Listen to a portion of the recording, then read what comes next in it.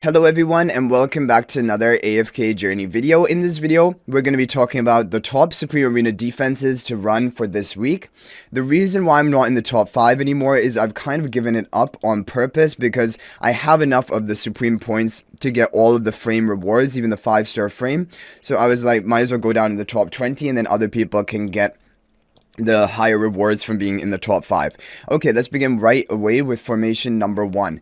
So I'm going back basically towards the teams which have always done well for me in the past, and I think this is a really good option. So for example, in this week of Supreme Arena, the only map with hidden tiles is this first map here, and this is the map that I wanted to run Iron. I think Iron is really only a good option if you're running on hidden tiles, because the opponent doesn't know what to expect and they might not bring, for example, Mauler or Wilder buff tiles, and then Iron can get a lot of value.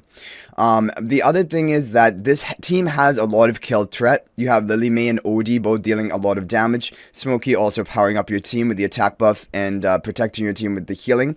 Brutus is going to tank the front line really well. We have the energy on hit and damage reduction charms from Smokey onto Lily May, so that she is even more powerful.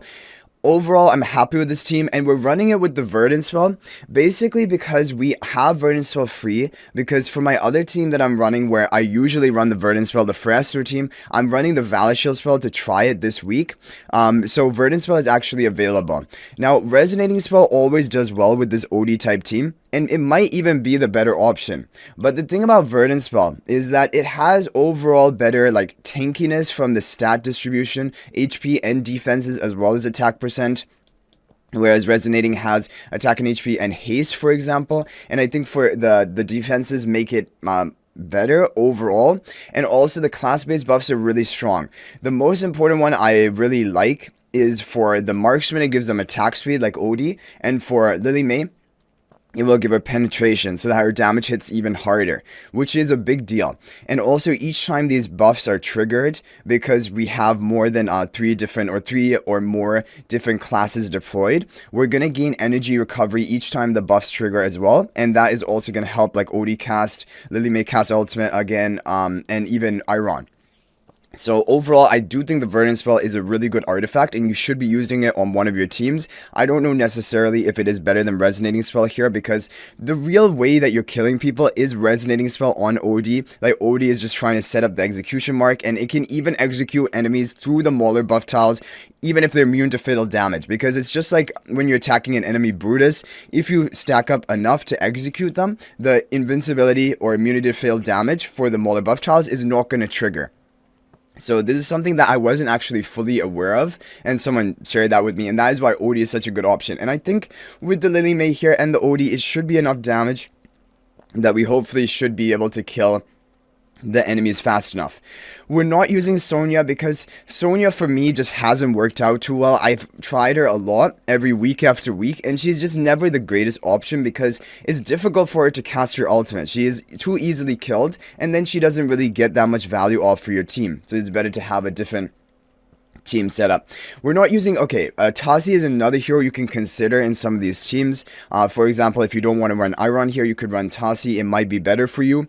So that is another thing that you can consider for this first team. But otherwise, these heroes are pretty free to play friendly. It always does pretty well for me, this team. You can experiment Verdant versus Resonating spell, but I do like this team overall, and Iron on the hidden tiles has some value.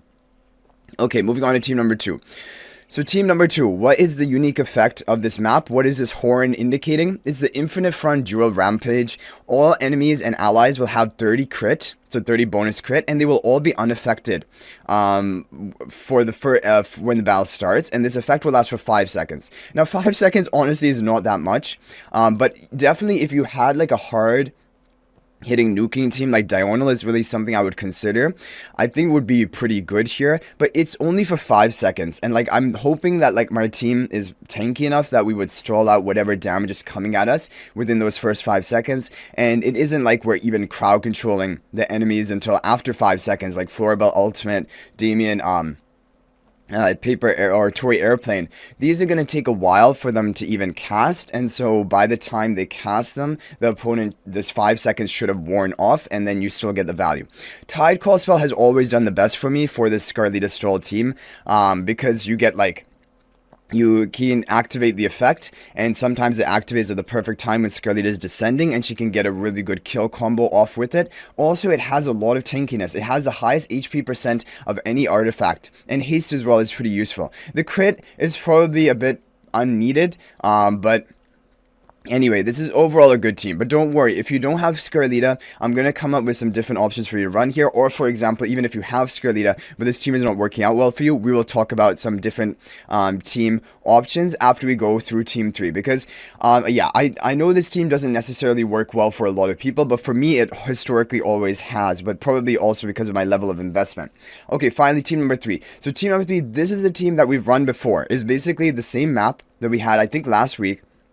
And this is the same team I was running. However, this week I want to try Valor Shield spell, because what I noticed was the only weakness of this team is maybe Shakir getting killed too quickly, because Shakir is going to be tanking a lot of the damage of the enemy, especially he's not in a hidden tile. The enemy can group up their damage on the right side and then focus the Shakir. Lily May will be interrupting him, and then like he's easy to kill. However, with the Valor Shield spell, he is not going to be killable. He's going to have massive defenses, a massive shield. He'll be unaffected at the beginning of the match. He will definitely cast his ultimate, but Lily may interrupt him, but then hopefully he can cast it again. So overall, I think this team is now going to protect the Shakira, and that was one of the weaknesses of the previous team. And also, the other shield is going to be going off onto Vala, and that's going to give Vala a pretty big haste buff that will allow her to attack more quickly and also cast skills more frequently and even cast her ultimate quicker. So Vala, and then that can help her get that first kill. So I think overall this is a really strong team. I'm really excited for it. Damage reduction from the illusion in front of the Vala, because we do want the illusion to tank all the damage coming from the carries on the left side, so that we can respawn it. And the main thruster is in front of Mikola to give her the energy generation. Both are on the buff tiles, so they will also be difficult to kill. And Coco and Shakir, they're both in a position to immediately control the honor arena, or try to control it, and hopefully we will gain control of the honor arena pretty quickly. So overall, I'm a big fan of this team. I do like Verdant spell on this team generally, but for this specific positioning, I think Valor Shield spell will do better. And that is why I'm trying it out. So I am a big fan of this team. Now, if you don't have Feresto, you can go for a different tank like Antanja here, for example. You could even, yeah, I mean, Antanja is probably what I would recommend, a good tank for your team. Brutus as well, but we're using Brutus in team number 1. And rather than Vala, you can go for Lenya. Lenya is also a great option here, arguably maybe even better than Vala. However, this is also a really good team. So overall, I'm happy with these teams. Now let's talk about team number 2. And some replacement options if you don't have these heroes. Okay, so definitely Thorin should be used on one of your teams. I think he's a really strong hero to be running in any type of team. But if, for example, I didn't maybe have like Floribel built and my Scarlita, I don't have a Scarlita, for example, then I would probably just go for either Hypogean Celestial, but honestly, probably that would be more difficult to run, or we go for Maulers, because the two strongest factions for Supreme Arena are Maulers or Hypogean Celestials. So looking at the Maulers, we do have some great options here left. We have Elsa, who is good on the buff tile. We have Antanja, who can be a good tank. And then we can just go for example, Lumont, which is also a really good option. And then for final hero here, I would probably recommend Tassi and just go for the Resonating spell, because so far we haven't used the Resonating spell. And this can be a really good team option. Something like, I guess something like this, yeah. And Thorin Soul Pacting the Tassi, I guess. Thorin Soul Pacting Elsa can also be good.